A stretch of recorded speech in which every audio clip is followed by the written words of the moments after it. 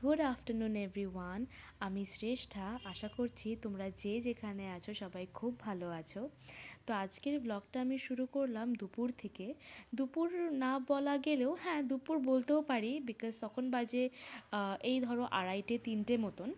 তো তখন দুপুরের খাওয়া দাওয়া শেষ করে আমি আর মা ভাবছি একটু ফল কেটে খাই, বিকজ বাবা এই স্ট্রবেরিগুলো নিয়ে এসছে রবিবার দিন।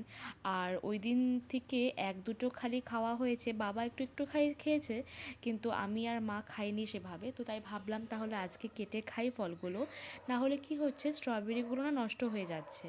তোমাদেরকে আমি দেখাবো নি, জানি না কিসের জন্যে স্ট্রবেরিগুলোকে যখন আমরা ফ্রিজে রাখছি তাও যখন বের করছি দেখি নষ্ট হয়ে যায়, আর বাইরে তো রাখাই যাচ্ছে না। তার জন্যে মা এই স্ট্রবেরির যে মাথার ওপরে যে গ্রিন কালারের লিভসগুলো আছে সেগুলোকে মা কেটে রেখেছে যেন নষ্ট না হয়, বাট স্টিল দেখছি নষ্ট হয়ে যাচ্ছে। মানে খুব একটা টাইমের জন্য স্টোর করে রাখতে পারছি না আমরা। তো যাই হোক, তোমরা যদি জানো কেউ যে কীভাবে স্ট্রবেরিটাকে স্টোর করে রাখতে পারবো অ্যাটলিস্ট কিছু দিন, then do let me know. যাই হোক, তো এই তো স্ট্রবেরিগুলোকে কাটলাম, বাট অনেকগুলো স্ট্রবেরি, ওগুলোকে কীভাবে তাড়াতাড়ি শেষ করবো আমি জানি না।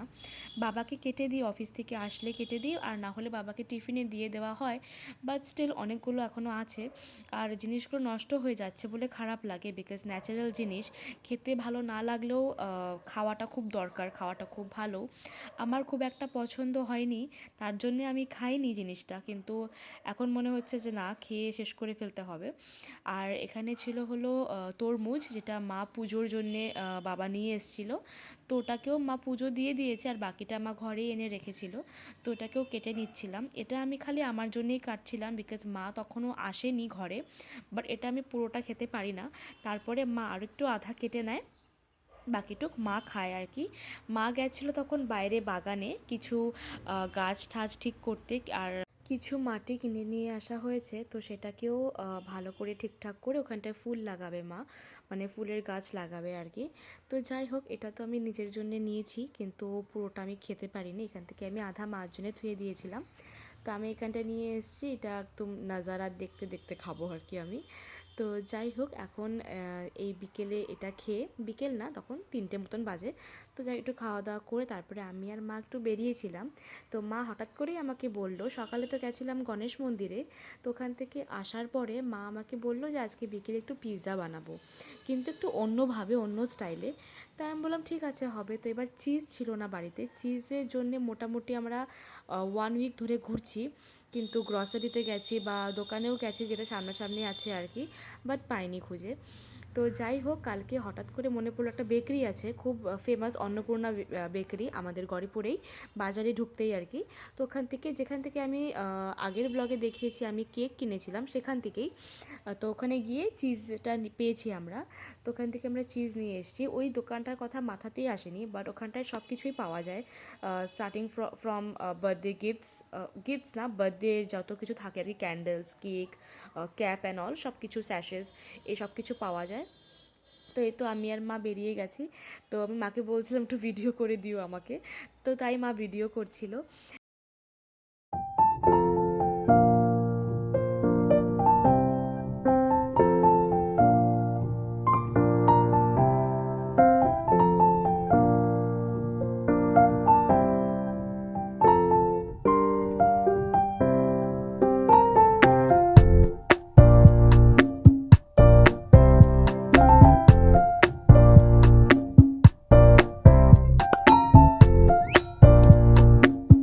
তো এই তো নিয়ে এসেছি চিজ, আমুলের চিজ, আর তার সাথে নিয়ে এসেছিলাম ব্রেড, দুটো ডিম, সস, আর একটা আমি খুব সুন্দর চকলেট পেয়েছি, ললিপপ টাইপের।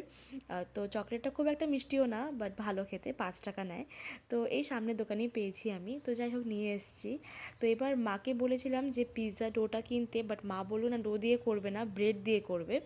তো তাই ভাবলাম ঠিক আছে। তো আমি তাও রেসিপিটা জানতাম না, আমি ভেবেছিলাম যে পিৎজা মানে ব্রেডটাকে যেভাবে করে স্লাইস করা থাকে ব্রেডের সেভাবে করেই বানাবে, বাট এটা একটু ডিফারেন্ট প্রসেসটা। তো এখানটায় মা কেটে রেখেছি ক্যাপসিকাম আর টমেটো, আর এখানটায় তো ব্রেড রাখা, চিজ রাখা, আর আমি হচ্ছে কাটবো এখন পেঁয়াজ, কর্নটা মা আমাকে কেটে দেবে, আর তাছাড়া হ্যাঁ দ্যাটস ইট, আর কিছু লাগবে না।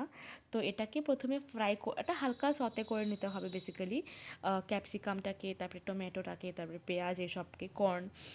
তো তোমরা এটাকে আলাদা আলাদা করেও ফ্রাই করতে মানে সতে করতে পারো। আমি আবার ভুলে টমেটো আর ক্যাপসিকামটাকে একসাথে সতে করে দিয়েছি, তো সেটা না করলে বেশি বেটার। আরেকটা কি আবার করছি কত বেটে কোনা কোনা করে কাইটা দিয়ে ওইটার মধ্যে ডিম দিয়ে তারপরে তারপরে যে ফ্রাই প্যানের মধ্যে বানায় ওই সহকারে ডিম সহকারে উল্টাই দিয়া ওটা সস দিয়া ভ্যারাইটি বানানো যায়। হ্যাঁ, তো চলো তোমাদের সাথে আমি একবার পিৎজার রেসিপিটাকে শেয়ার করে দিই। তো মা প্রথমে কি করেছে, মা প্রথমে মিক্সিতে এখানটায় সবগুলো ব্রেডকে সাইডগুলো মানে এজেসগুলোকে কেটে নিয়েছে, নেওয়ার পর ওটাকে ভালো করে পেস্ট করে নিয়েছে। পেস্ট করার পর মা সেই পেস্টের মধ্যে দিয়ে দিয়েছে দুটো ডিম, তোমরা একটাও ইউজ করতে পারো কোয়ান্টিটি হিসাবে। তারপর মা দিয়েছে অল্প ময়দা, তারপর হালকা একটু নুন, বাকি হলুদ জিরে এসব লাগবে না, জাস্ট খালি একটু নুন দিয়ে ভালো করে ওটাকে ফেটিয়ে নিতে হবে বা মিক্স করে নিতে হবে। মিক্স করে নেওয়ার পর মা একটা ননস্টিকের এখানটায় প্যান নিয়েছে, ওখানের মধ্যে মা সেই অল্প একটু ব্যাটার লাগিয়ে নিয়েছে, অ্যান্ড দেন সেই ব্যাটারটাকে যেটা মা বানিয়েছে ব্রেড দিয়ে, ওই ব্যাটারটাকে মা ওখানটায় ঢেলে দিয়েছে।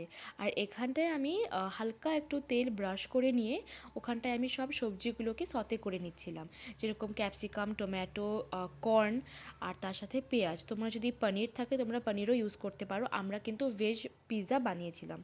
তো তারপর মা ননস্টিকের মধ্যে ওখানটায় ব্যাটারটাকে দিয়ে দেয়, দিয়ে ঢাকা দিয়ে রাখে। তোমরা দেখবে আস্তে আস্তে ওটা ফুলে যায়, খুব সুন্দর লাগে দেখতে। তো তোমরা দেখতে পারবে আমার বাকি নেক্সট ক্লিপিংসগুলোতে, এখানটায় মা কর্ন কাটছিল আর আমি পেঁয়াজ কাটছিলাম। তো যাই হোক, এটা পুরো সতে করে নেওয়ার পরে আর ওদিকে যখন ব্রেডের ওটাও ডোটা ওটাও যখন হয়ে যাবে, তার ওপরে তোমরা তোমাদের মতন করে সবজিগুলোকে গার্নিশ করে দেবে, অ্যান্ড ওপরে সস দেবে, চিজ দেবে, অ্যান্ড দ্যাটস ইট, তোমাদের পিৎজা রেডি। খুবই সিম্পল অ্যান্ড ইজি রেসিপি।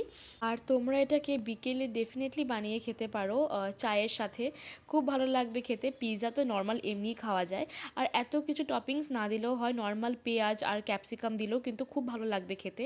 যেহেতু আমার কাছে ছিল এসব, তো তাই আমি দিয়ে দিয়েছি, বাট তোমরা একদম নর্মালভাবে বানাতে পারো, খেতে দারুণ লাগে। অ্যান্ড ডেফিনেটলি ট্রাই করে দেখো একবার, যেরকম সেন্টটাও যেরকম হয় আর খেতেও একদম পিৎজার মতনই লাগে। স্পেশালি বাচ্চাদের জন্য খুব সুন্দর একটা রেসিপি, তাড়াতাড়ি হয়েও যায়, বেশি টাইম একটা লাগে না। তো definitely do try at your home, ভালো লাগবে আশা করি।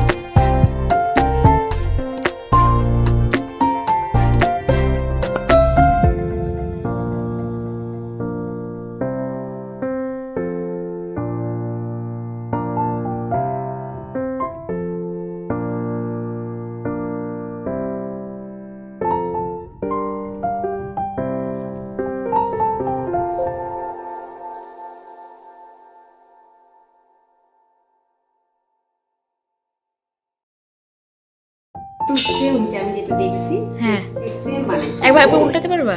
একদম খুব সুন্দর। হ্যাঁ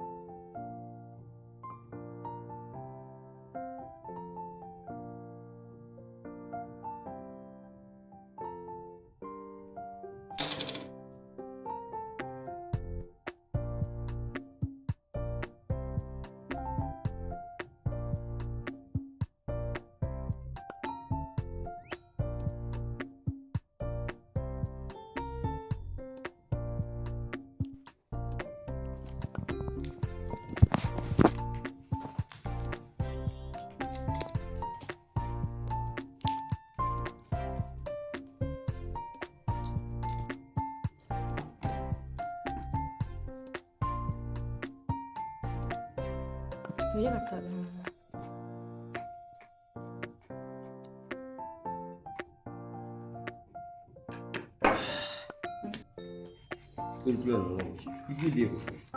আপা রিভিউ রিভিউ দিবা?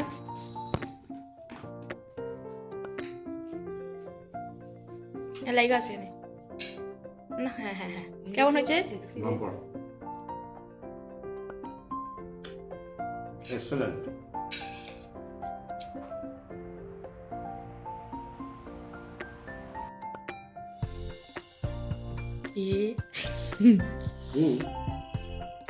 Very good. ভালো হয়েছে? Excellent. চলো তাহলে আজকের ব্লগটা এখানেই শেষ করছি। যদি কিছু ভালো লাগে then do like, comment, share and subscribe to my channel. আর ফিরে আসবো নতুন একটা ব্লগের সাথে। তো ততদিন তোমরা সবাই ভালো থাকবে, খুশিতে থাকবে, সুস্থ থাকবে আর সবাইকে ভালো রাখবে। চলো বাই বাই।